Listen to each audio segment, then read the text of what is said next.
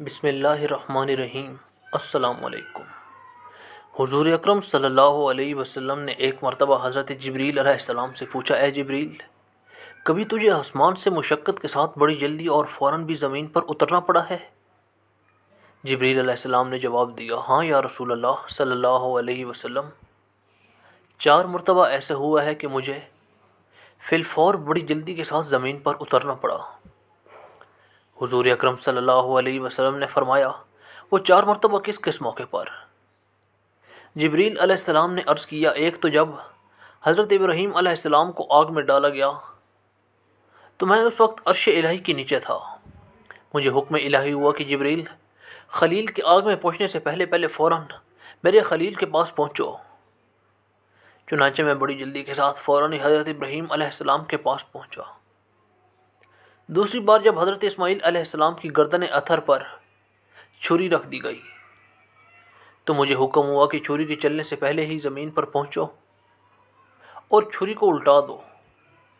چنانچہ میں چھری کے چلنے سے پہلے ہی زمین پر پہنچ گیا اور چھری کو چلنے نہ دیا۔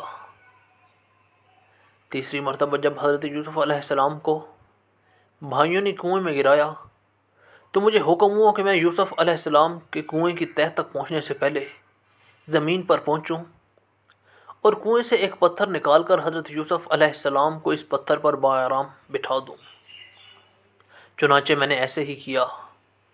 اور چوتھی مرتبہ یا رسول اللہ صلی اللہ علیہ وسلم، جب کافروں نے حضور اکرم صلی اللہ علیہ وسلم کا دندان مبارک شہید کیا تو مجھے حکم الہی ہوا کہ میں فوراً زمین پر پہنچوں اور حضور اکرم صلی اللہ علیہ وسلم کے دندان مبارک کا خون مبارک زمین پر نہ گرنے دوں اور زمین پر گرنے سے پہلے ہی وہ خون مبارک اپنے ہاتھ پر لے لوں۔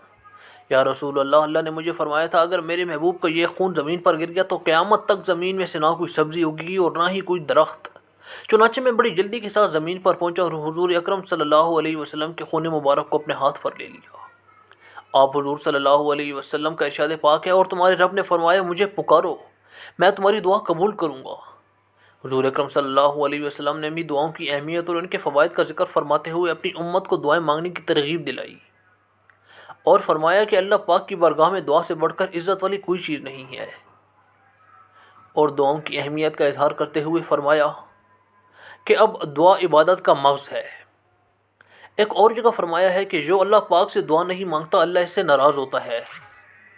حضرت دردہ رضی اللہ عنہ سے روایت ہے کہ جو بندہ یہ دعا 7 مرتبہ پڑھے گا اللہ پاک اس کے غم اور پریشانی کو دور کر دیں گے۔ وہ دعا یہ ہے، حسبی اللہ لا الہ توکلت وہو رب العرش العظیم، میرے لیے اللہ ہی کافی ہے اور اس کے سوا کوئی معبود نہیں ہے، میں نے اسی پر بھروسہ قائم کر لیا اور وہ بھاری عرش کا مالک ہے۔